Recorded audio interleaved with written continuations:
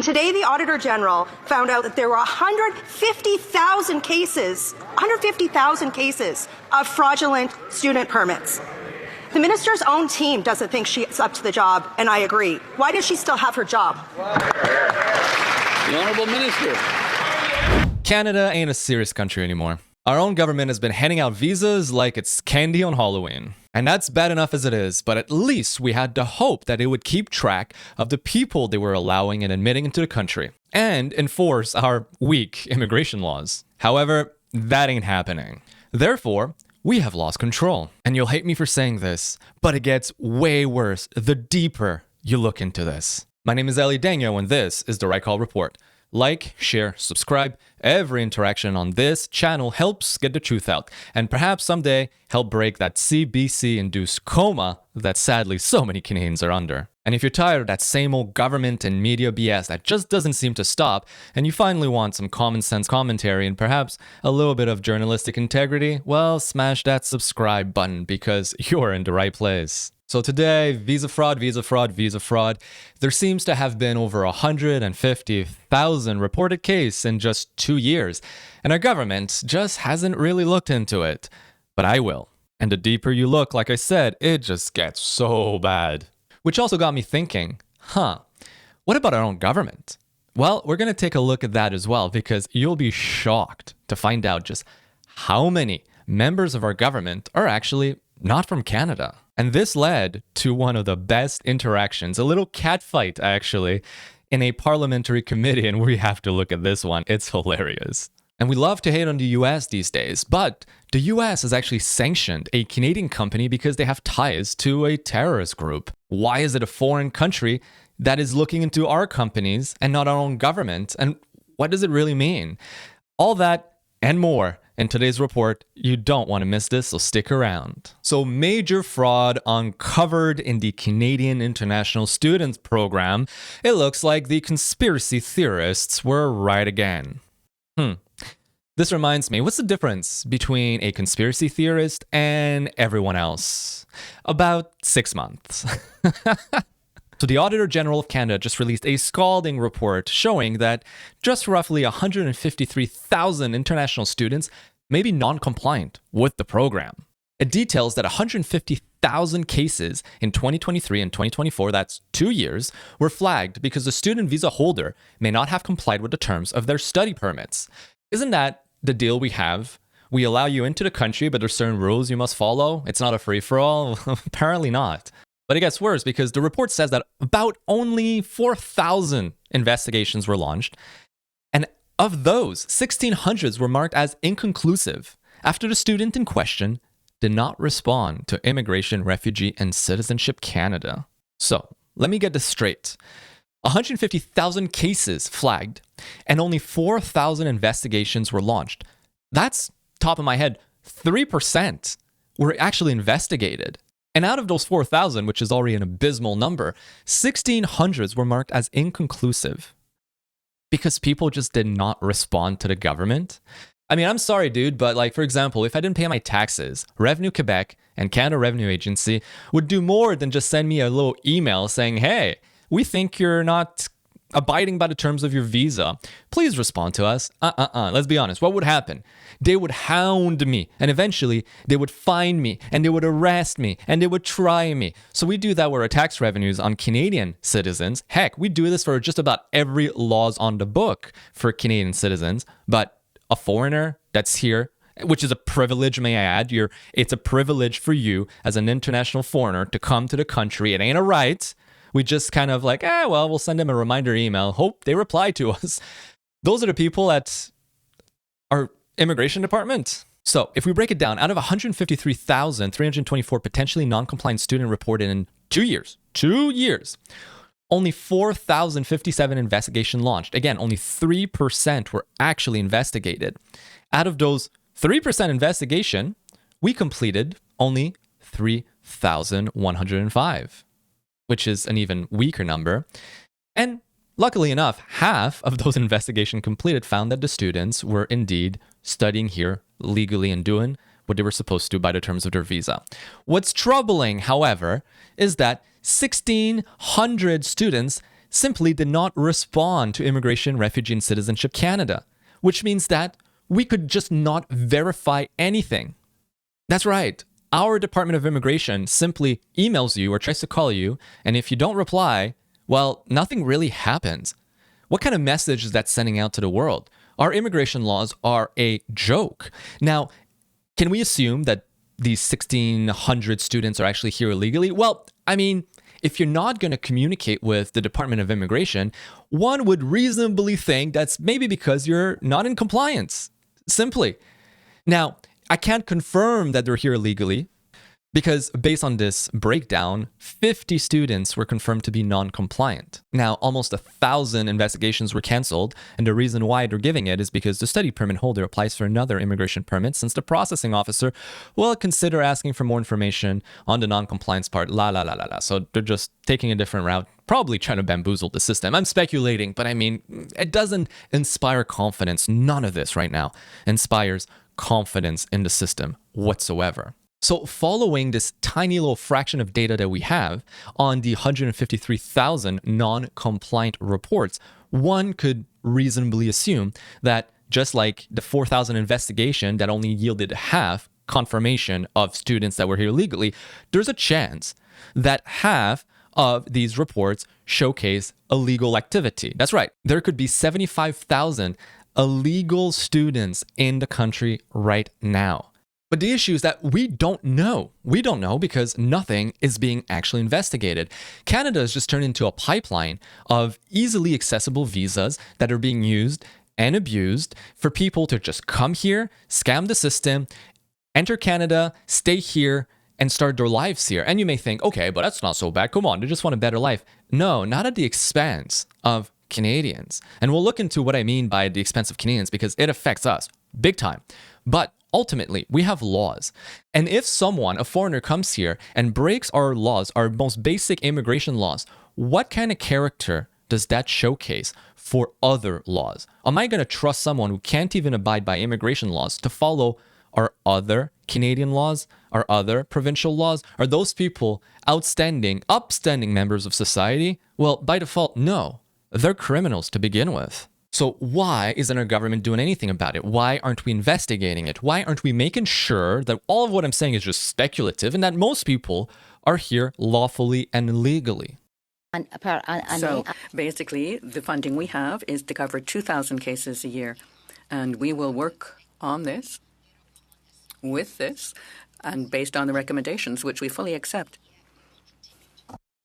Strengthen the international student program, and we will take concrete steps to address the general recommendation. So this was the Honorable Lena Diab, our Minister of Immigration, Refugee, and Citizenship, who admits that they only have enough budget to conduct 2,000 investigations into the matter. So let's look into that together. So I wanted to go find the actual budget that this department receives and understand why, with their money they're being given, they can't conduct more than 2,000 investigations per year. So this is the Immigration, Refugee, and Citizenship Canada departmental plan for the year 2023-2024. Those are the years in question in this report. And you may think they're going to be talking about very important things like how to strengthen the border, how to ensure that the people are properly vetted, how to ensure that we go get the best qualified applicants to immigrate to Canada. Well, not so quick. First, they're going to be talking about how to deliver on the Immigration Department's commitment to resettle at least 40,000 Afghan refugees in Canada. I mean, stop me here for a second, and you're going to tell me, yes, but Canada has an obligation to the world to take in refugees. And to that I say, do we? Do we really? I think Canada has an obligation to Canadians. Immigration is not bad. I want to be clear on this. I'm not against immigration.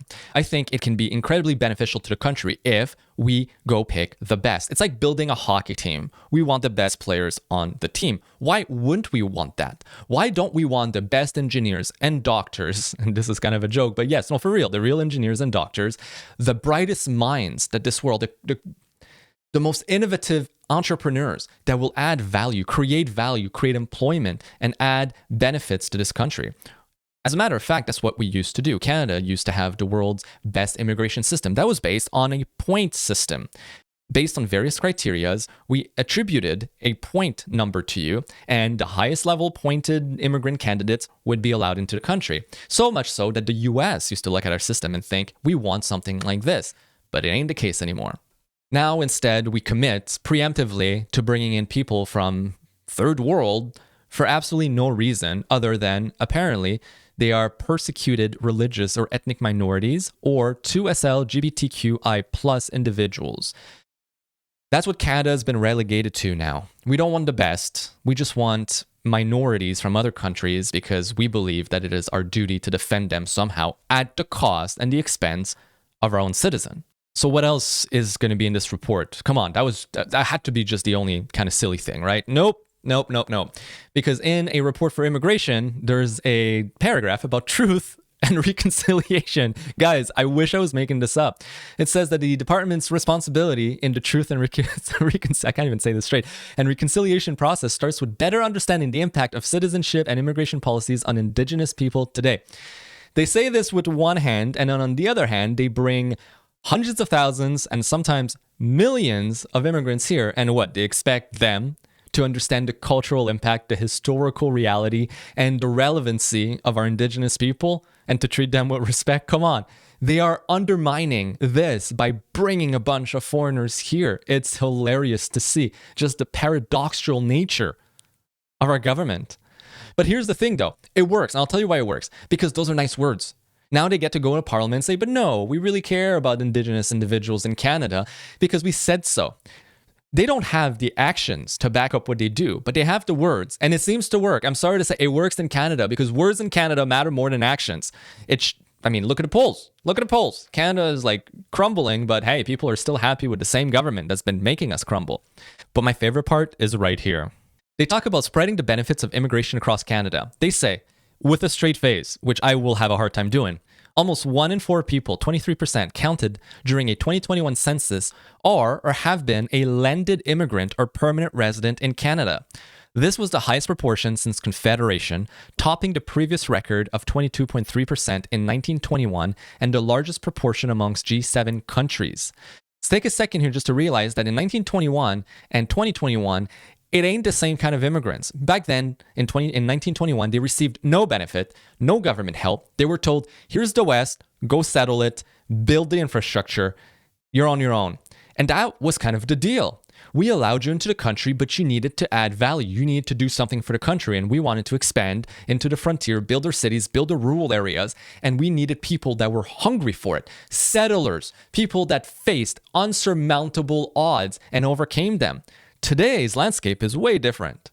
All we see now is people that come here for economic benefits and they suck value out of the system and add very little back, if at all. And they go on to say just over 1.3 million new immigrants settled permanently in Canada from 2016 to 2021, the highest number of recent immigrants recorded in a Canadian census.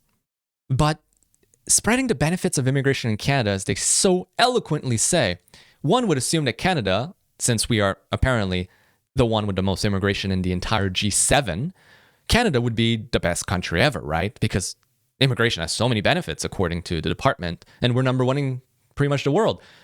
So is that the case? Well, no. I want to take a second here just to go over again. Spreading the benefits of immigration from 2016 to 2021. Most immigrants ever. Well, what else happened between 2016 and 2021? Oh, yeah, economic stagnation. Housing crisis, the infrastructure collapsing, wait times in hospitals increasing, more traffic on our roads than ever, higher crime rate. So it begs the question, if immigration has so much benefits and Canada is leading the G7 in immigration, shouldn't Canada be the best country ever? Shouldn't all of our economic and development index be topping the charts of the G7? But it ain't the case. So there's a massive disconnect here. To me, this is the Department of Immigration gaslighting us all the way to the bottom of the barrel. We're told immigration is good. We keep saying immigration is good. Look, repeat a lie enough times, people believe it. But the data, the statistics, the markers showcase a complete different story. So finally, what we really came here for was how much was their budget? How much money did they have to play with? Well, the answer for that year is $4.5 billion. $4.5 billion. And for the year 2024-2025, I'll spare you going through the entire report. The answer is $4.2 billion. You have over $4 billion per year, and you can only do 2,000 investigations? Really? Is that what you're going to tell me? Want to be infuriated? The US equivalent to the Department of Immigration in Canada is called USCIS, the US Citizenship and Immigration Services. Well, their budget for fiscal year 2023 was $5.9 billion versus our $4.9 billion. Effectively, they have $1 more billion to play with. But here's the kicker.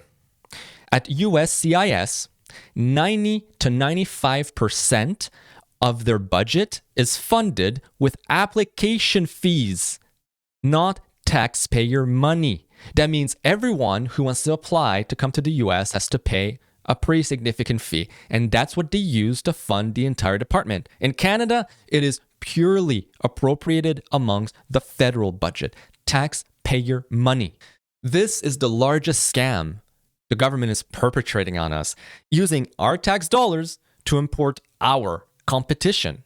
Again, taking our jobs, clogging our infrastructure, rotting away our culture. At least in the US, it doesn't cost taxpayers anything. And before you say I'm making stuff up, there was a memo that says the department for the first time admits that the 18% jobless rate for Canadian students was due to large numbers of foreign students, which contradicts earlier claims by Citizenship and Immigration Canada's minister. So yes, allowing plenty of immigrants to come in the country undermines and takes away jobs from Canadians. That's a given. It's common sense. Don't let them gas you otherwise. But let's make it even worse. I really want to piss you off today. There are 14,000 employees that work for Immigration, Refugee, and Citizenship Canada, for roughly about 500,000 immigrants allowed into the country that year. This gives you a ratio of 34 immigrants per worker. Okay, compare that again to USCIS, our counterparts in the United States. They have 20,000 employees working for that agency. Sure, that's an extra 6,000 employees. But they processed and allowed over 1 million immigrants, which gives you a ratio of 50 immigrants per worker. So not only does running that department in the US not cost taxpayer much, if at all, because it's funded by candidates and applicants, but on top of that, they are more efficient with the resources. This exemplifies why the US is richer than Canada, why the US excels at most, whereas Canada fails at most. We are not a serious country, like I said earlier. Okay, now the mystery is resolved. We have only 3% of the 150,000 cases of suspected fraud were investigated at all. Half of those investigations were abandoned because the alleged fraudster didn't respond to their email. But now we learn they have followed up with another email, Mr. Speaker, and the threat is clear. If there is no response to that email, there will be yet another email, Mr. Speaker. With this kind of total incompetence under the leadership of the current Liberal Prime Minister, why won't he fire these 3 ministers so we can get the system? You know, I love watching Polyev during question period. He always hits really good. But he makes a good point. It ain't a serious country. We don't hold the government accountable, and we allow mediocrity to permeate, to infect every strata of our society. And it had me wondering, why is that? But why? My favorite question. Perhaps maybe it's because people in government don't feel a sense of attachment to Canada. They don't want it to succeed because they just don't really feel Canadian. Could it be that? Well, Canada has 343 sitting members of parliament. 48 of them were not even born in Canada. I'm not making this up. This is directly from the House of Commons Report to Canadians 2025. They're really proud to showcase right here 14% of seats held by members were born outside of Canada. What's crazier is we don't even have the full list of who these foreign-born MPs really are. I mean, we know about Gary, our Minister of Public Safety. That's one. We know about Sukh Dhaliwal. We definitely know about Randeep Sarai. I mean, how would you figure that one out? We know about Jenny Kwan. We know about Fares Saud. And we know about Amandeep Sodhi. Not bad. Kind of a cutie. But anyways, I'll let you figure out what's the common thread between all of them. They're all connected to the Liberal Party. Go figure. And you know what? Maybe there are some in the Conservative Party. I don't know. There's no list. There's no list. All we know is that the House of Commons says 14%. So that's 48 of them. But these are the only ones that apparently have been identified. And again, let's compare and contrast to the US. In the US, 23 out of 535 members of Congress are actually foreign born. That's 4.3%. And on top of that, their president cannot be foreign born by law. They have to be a natural born American citizen. So again, 1 in 7 Canadian MPs are foreign born versus 1 in 25 Congress members are foreign born. And I'm going to say something clearly controversial here, but foreigners should not be allowed to hold office in Canada. Our system is clearly retarded. I don't think that's fine. I don't think that's okay. How can you ensure allegiance to our country and to the well-being, the welfare of our people if you're not even really from here? I'm going to say there's always going to be a doubt. There's always going to be a doubt on your true allegiance. In my mind, who's to say you're not working for a foreign asset, a foreign company, a foreign country, a foreign government? Like, how can you ensure that you have allegiance to Canada, to its people, to the well-being and the welfare of its citizens if you're not even born here? It's always going to, in my mind, cast a doubt on your true allegiance and where your heart belongs. That's my opinion. But let's push it even further. Yes, it's me, shamelessly using my own videos. This is how I landed 5 government jobs as an international student without having PR or citizenship in Canada. See, I came to Canada back in 2017. I was 18 years old with absolutely zero work experience. But still, I was able to land 5 government jobs with all these departments, and one of these departments is National Defense, where I was working as an HR recruiter. And let me tell you, there are only 3 ways if you want to get into government job. If you're a student, go to Google and type in FSWAP, which is Federal Student Work Experience Program. This program allows you to work during your summer as a full-time intern with public sector. And if you do a great job, they can also hire you as a part-time when you go back to your school during fall or winter semester. And a lot of times, if they have budget and you do a great job, they can also rehire you once you finish your studies. One of our students, Ramandeep, actually did this and went from working at Dollarama to 2 government jobs within a couple of months. Am I the only one who thinks that this is a little bit messed up? That it is a security threat to have, one, foreigners work in government agencies, let alone Department of National Defense, but on top of that, students, people that are temporarily here and who most likely will not be staying in Canada afterwards? And shouldn't our federal government be prioritizing Canadians to work in Canadian institutions to serve Canadian customers, aka citizens? Now, it is absolutely legal for an international student to work part-time up to 24 hours per week during school years and full-time during breaks, aka summer breaks. But I think the entire system is a little bit messed up when it starts applying to government jobs. Anyways, comment down below. Do you think international students should be holding positions in government departments, especially national defense? Yeah, guys, comment down below. Do you think that international students should be holding government jobs? Now, I like that guy. I might be a little biased, but I think he's definitely right. And it raises a good question. Shouldn't government jobs serving Canadian customers, aka Canadian citizens, be held by Canadians? Again, we need to get real. Things are not going good.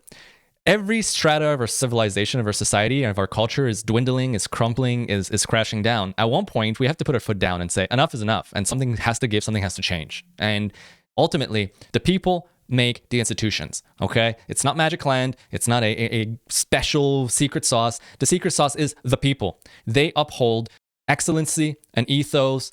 That's just the way it is, okay? Well, speaking of excellency, we got to watch this little verbal sparring match between Conservative MP Michelle Rempel and the Minister of Immigration Lena Diab in a parliamentary committee. Did you tell your colleague Patty to take a flying leap when she said that Tim Hortons should get more temporary foreign workers after the jobs numbers came out last week? Like, why aren't those jobs going to Canadian workers? And why are you guys kowtowing to Tim Hortons? So lovely performance as usual, Madam. Thank you for the question. We have a letter from many Conservative members who have written to me and to Minister Haidu and to another minister of requesting those changes. In fact, pleading that they require those changes. That's right. In their province. They were pleading to end the temporary foreign worker program and replace it with a standalone program for agriculture. Absolutely not the case. No, it is. And I know for a fact. Absolutely not the case. You were not copied on those letters. Oh, I was, and I saw them. And now you're misleading the committee. Would you like me to read that to you, or would you like to say that that was a performance too? Look, I get it. Your colleagues have to cover for you. They go to the CBC to say they can't talk to you. You don't talk to your colleagues and the ministers about serious issues like this. That's a problem. I'm going to ask you this. You were supposed to be here for 2 hours today. Why are you leaving at the 1 hour mark? Is it because you can't handle basic questions like this? Like, why aren't you fighting for Canadian kids' jobs? That's exactly what we do day in, day out. I fight for them as the minister. The government is fighting for them. I say to you... Is it me or Lena Diab, the Minister of Immigration, just seems like a horrible person? Just her demeanor, okay? This is completely gratuitous. That's just my opinion. But she doesn't seem like someone that actually really cares about people. I don't know. She seems Look, whatever. I'll let you make your own mind up, but the video speaks for itself. And Michelle does raise a very good point. Why isn't the Immigration Department's minister fighting for Canadian jobs? Her priority is to Canadians. She's accountable to Canadians, not to immigrants. It's a privilege to be here. It ain't a right. However, it is our right as Canadians. There you go. What isn't our right as Canadians, however, is to fund terrorists. Oh God, has Canada just become a massive security threat to the world? Well, according to the US, yes, a little bit. See, the US decided to sanction a BC-based company due to their ties to Hezbollah, a terrorist group. Okay? They say that they were part of a 16-organization network, which the US Treasury Department identified as funders of Hezbollah. They managed to raise $100 million and is a critical source of its funding. Now, this is what our Minister of Foreign Affairs, Anita Anand, had to say about a pretty serious matter here. Minister Anand, is able to talk about 7 Seas being sanctioned by the U.S. for apparent Hezbollah connections. Nothing on a Canadian company being sanctioned by the Americans? Amazing answer as usual. So much accountability. Much trusty. You think the Minister of Foreign Affairs would be interested in such a matter? Anyways, it's not like Canada thinks the US is wrong, by the way, because Canada has also designated Hezbollah as a terrorist entity. All that's missing now is for us to do the same thing with Antifa, like the US has done. But anyways, I digress. And Public Safety Canada also named it as one of the most technically capable terrorist organizations in the world. All right, they're not to be messed with. So why isn't our own intelligence agencies, CSIS, or our federal police, the RCMP, finding these things out on their own? Why does it have to be the Americans who do it for us? And why isn't our government acting and instead just kind of walking past the question and appearing aloof about it all? Why do we rely on foreign governments to keep our terrorist problems in check? It makes you really wonder. I mean, was our government actually aware of it? And most importantly, were they just allowing it to happen? It just seems like time and time again, the government is working against us. And it's nowhere better showcased than with the tyrannical laws that are trying to pass. If you want to know more about Bill C-22, what it means for you, and how the government will be able to basically exploit all of your devices to spy on you, click on the video that will appear right here, because you absolutely must keep yourself informed. It's a requirement as a Canadian. You need to know what they're doing against you. But for the time being, my name is Elliot Daniel, and I'll see you guys next time.